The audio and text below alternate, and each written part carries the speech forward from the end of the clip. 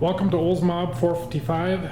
It's been a few weeks since we made a video. We're waiting on the exhaust to ship the other stuff back, get the new stuff. And then we had a problem with this kickstand. We were thinking that this thing is supposed to go way up here somewhere. We were heating on it and bending on it, cracked it, and then ended up getting a new one.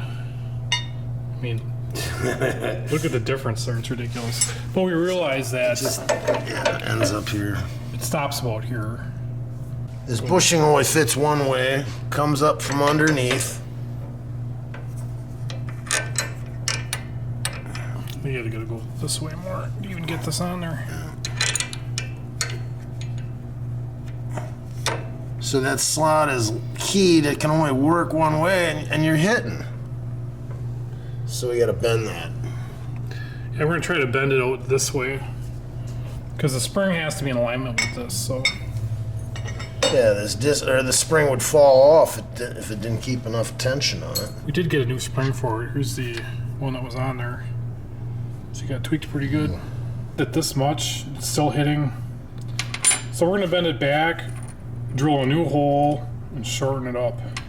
Probably putting something together wrong here, but way she goes. Well, you can see it's fatiguing already, but we just got to clear this brand new chrome thing here. We don't want to be grinding up against in here, and it's got to come all the way up into here, and then it comes back about this far. So it either hits here, here, or doesn't allow it to clink into here. There's a chamfer in the back like it had. And we're going to cut across the top of this old hole. And then she'll clear. Yeah, we kind of want to leave some room there because of the depth of this spring. I want those ears to catch the top of it.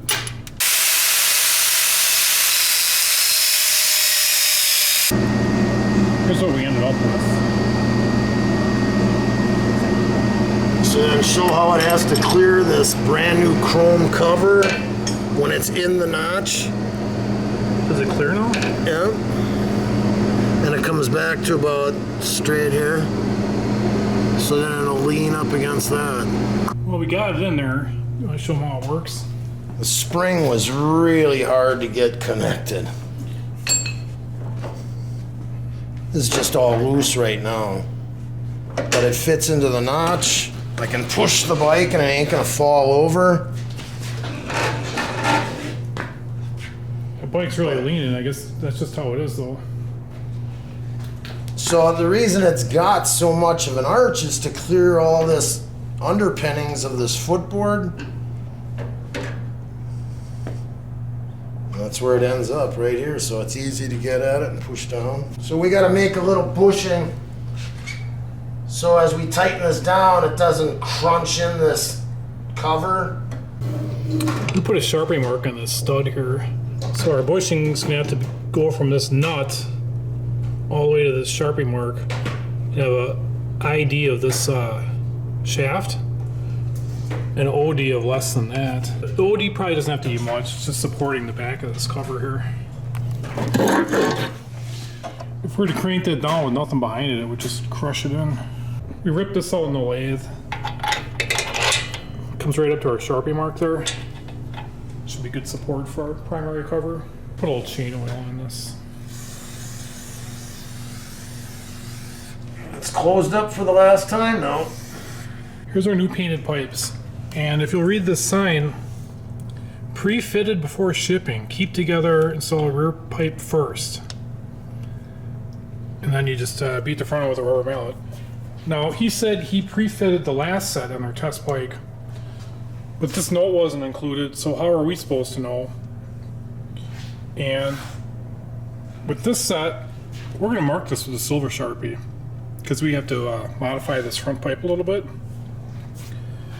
And we'll see if this really fits on pre-fitted and all.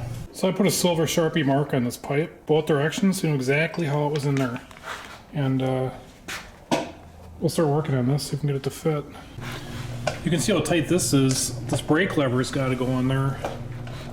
So we got to figure out those brakes before we figure out this exhaust. And I do have this pipe all the way up in there where it's covering this hole, but this front pipe is still leaving a little exposed area in there. Somebody drilled these holes in here after the fact, probably had like a Tech screw holding the exhaust in. This hole, they probably should have drilled down another 1/8 of an inch or something. This little brake pivot point has to clear the pipe, and you can see it's almost touching. And then you can see how they've ground that flat. But our brakes will function. So we had to check that before we put the pipes in all the way. And you told them about this void. Yeah, I think we were talking about it. We're gonna try to clean up this head a little bit. Maybe we can get this pipe in there another 1/8, and then it would fit. Without having gases puffing out that little hole. Right, we can't have an exhaust leak here. It'd run lean. Otherwise, we have to add on metal, and even then it might not fit because it'll hit the lip in there. You probably should have ported and polished these heads when the thing was apart. We got the old port and polish kit out. I tore this rag in half, shoved it up in here so we won't get filings up in the engine. We'll vacuum it out. You see that lip in there about 1/2 an inch up? We're gonna try to blend that so it's smooth. Just so we can get that pipe in there another 1/8 of an inch. In worst case scenario, we'll just add on to the pipe. There, I've ground and polished pretty much all that lip off.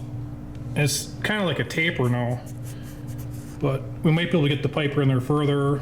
All right, we got the hole completely covered with that little bit of polishing we did there. But it's only by like a 1/16 of an inch, so we're gonna have to, our bracketry's gonna have to keep that tight up in there. We'll put some copper paste on the pipe as we shove it up. Yeah, it probably won't hurt anything, at least it'll probably work for a while. This pipe here, it seems like, I was thinking about welding the seam down here, but it seems like it needs to float up and down for fitting it. So we'll just leave it as it is. First, you just get it down to what you need. We want to make it as small as possible. We got the bike covered in welding blankets. This is what we came up with. We're just hoping that we can get that pipe up in there with that bracket welded to it. Well, there she is, boys. She's welded in there. And this pipe is rigid now. It's not budging. And her hole's completely filled there. So now the question is, will it come off with the bracket on? I think we're in luck here. Yeah.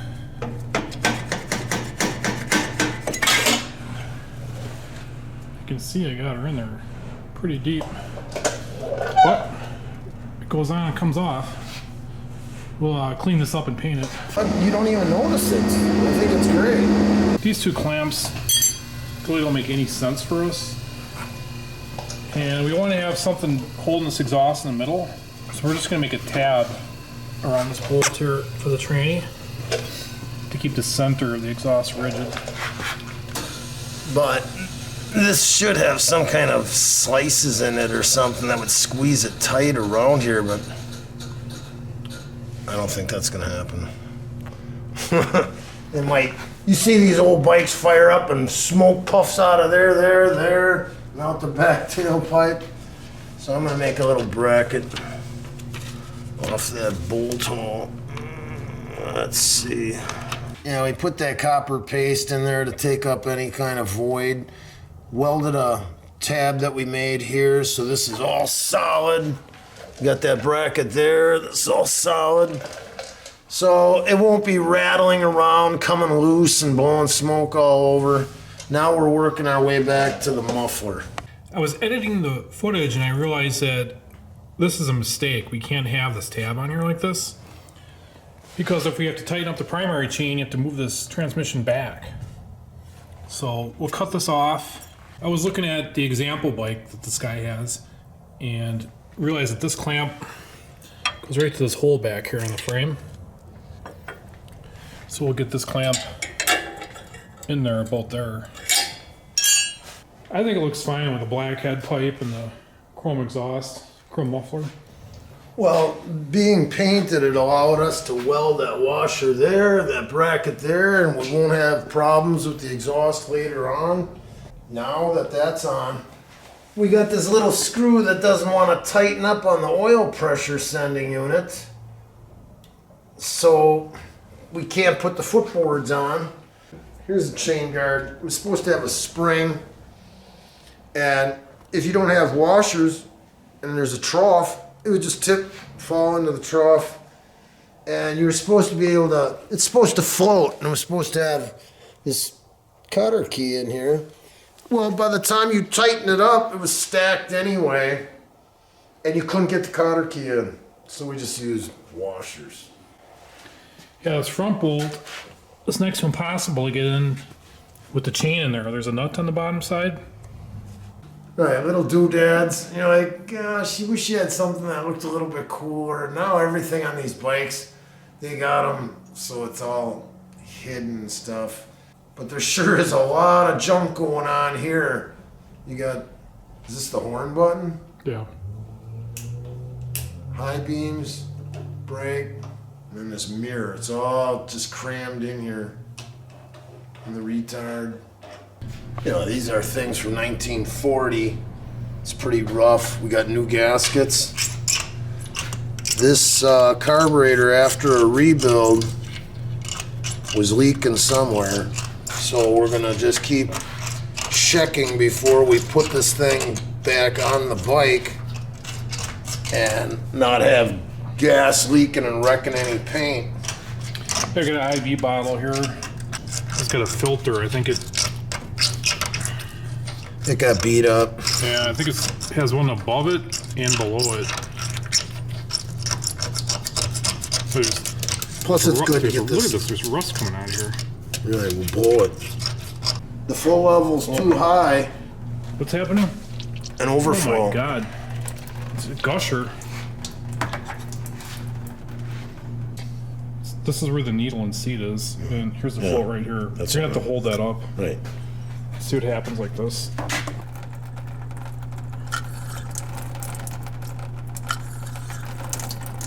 I'd say the float needle's working. Is it still? It's drizzling past it though. So we had a brand new seat in it, and you probably can't tell on camera, but there's a chunk of dirt in there. Right. So Q-tip? I think we just blow it over there, but it probably got through that filter. We must have missed some when we cleaned this the first time.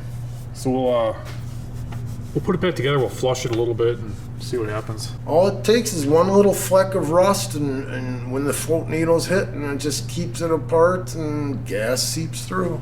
Happened to my toilet when I put the toilet in upstairs. Yeah? Like, why is this valve running? And there's rust in it. That little chunk is not all of it. It looks like it. But we'll blow it out. But that's just enough to keep the seat from touching. And, you know, like just like a valve on an engine too, a little piece of carbon can keep it where it's not sealing and you lose power. But this is worse on the carburetor because you come out and you got gas all over the place. You forgot to shut off the petcock.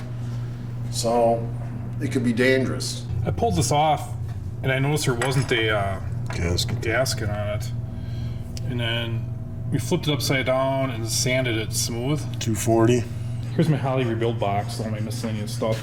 I found this in there, so we're gonna try that. So the surface here.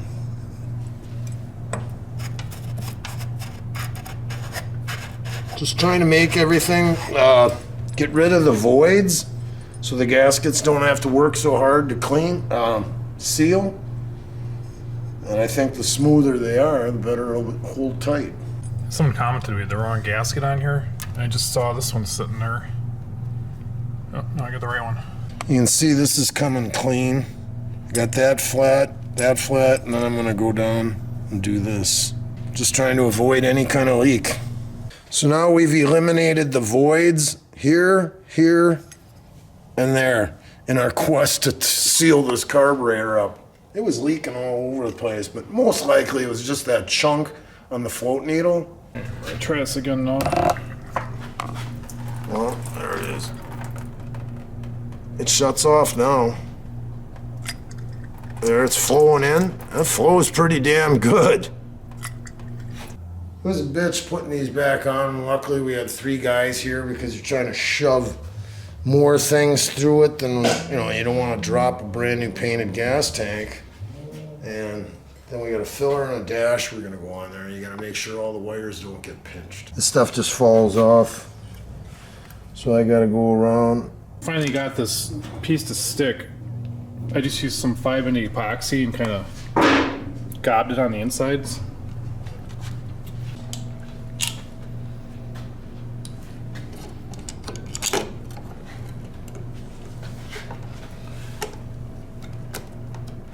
I think it looks fine. Should make the owner very happy. A lot of chrome. So this bike fought us every nut and bolt. And you buy the aftermarket stuff to try to get chrome. The little shifter doesn't want to work, so we got to make a bushing that goes at the pivot point. This bolt fits through there, but this hole is all wallered out. So he's got to make a bushing that fits in there so it's not sloppy. And then adjust the clutch. We gotta get an oil pressure sending switch, so then we can put this whole footboard on and get the brake lights wired up. So these wires hanging down are for the oil pressure sending unit and the brake lights. Adjust the clutch, hitch up the spark plug wires. Then we have oil lines on this side that have to go down to the pump. And then we got a fuel line going to the carb, put the air cleaner on. And then she should put gas and oil in it and should be ready to run. I think it's looking pretty good. Yeah. Actually, I like this black stripe on here. Yeah. I think the owner is going to be happy when he sees it. Looks pretty nice. Might bring back memories of his youth.